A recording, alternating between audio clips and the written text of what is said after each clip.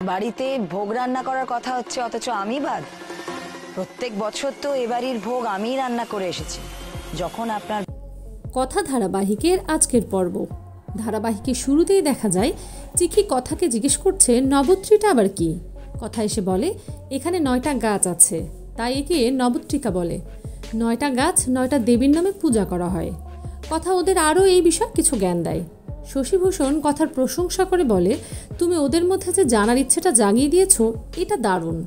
তারপর শশীভূষণ আর লেখা সবাইকে পুজোর গিফট বাড়ির সবার মধ্যে বিতরণ করে। শশীভূষণ লেখাকে জিজ্ঞেস করে চিত্রার জন্য কিছু কেনা হয়েছে কিনা। লেখা বলে হ্যাঁ, কথা কিনতে বাধ্য করেছে। তারপর চিত্রাকে শাড়ি দেওয়ার সময় শশীভূষণ বলে ভালো হয়ে থাকার চেষ্টা করো। চিত্রা মনে মনে বলে এখন কিছু বলা যাবে না, তাহলে আমার প্ল্যানটা নষ্ট হয়ে যাবে। এখন কিল খেয়ে কিল হজম করতে হবে। তারপর লেখা জনিকে জিজ্ঞেস করে লালি কোথায়। গিফট দেওয়ার জন্য লালিকে খুঁজতে থাকে। আর এদিকে অগ্নি কথাকে আর একটা শাড়ি গিফট করে। কথা তাকে জিজ্ঞেস করে আপনি কি ভাবছেন আমি এখনও রেগে আছি?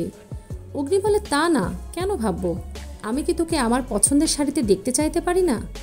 কথা বলে শাড়িটা খুব সুন্দর হয়েছে, কিন্তু আমরা কথা বলছি মানে সবাই আমাদের দিকে তাকিয়ে আছে। তখন বাড়ির সবাই বলে ওঠে না না, আমরা কিছু দেখিনি, আমরা কিছু শুনিনি। তারপর কথা বলে সে গরিবদের পোশাক বিতরণ করবে। তারপর বাড়ির সবাই তার প্রশংসা করে আর তারপর পুজোর কাজে লেগে পড়ে। আদি কথা আর অগ্নি চিকি আর মাফিনকে রুমে আসতে বলে। চিত্রা তখন বলে এই হাসি আমি কান্নায় পরিণত করব, দেখে নিও। চিকি আর মাফিন রুমে যেতে যেতে বলে কথা মা পড়তে বসবো না কিন্তু।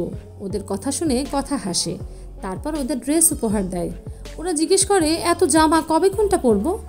কথা আর অগ্নি বলে এক একদিন এক একটা পরবি।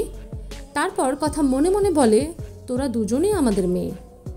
একটা বসতি উচ্ছেদের পর কথাদের কলেজের পাশে পুনর্বাসন হয়েছিল, তাই তাদের উপহার দেওয়ার জন্য এক জায়গায় হয়েছে সবাই। কথা চিকি আর মাফিনকে বুঝিয়ে বলে বড়রা আমাদের নতুন জামা দিয়েছে, আমরা তোমাদের দিয়েছি, এখন তোমরা ওদের দেবে। তারপর চিকি আর মাফিন গরিবদের মধ্যে কাপড় বিতরণ করে।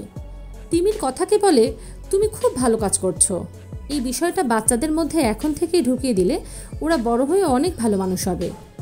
তারপর রেখা কথাকে বলে সবাইকে পবিত্র ফোঁটা দিতে।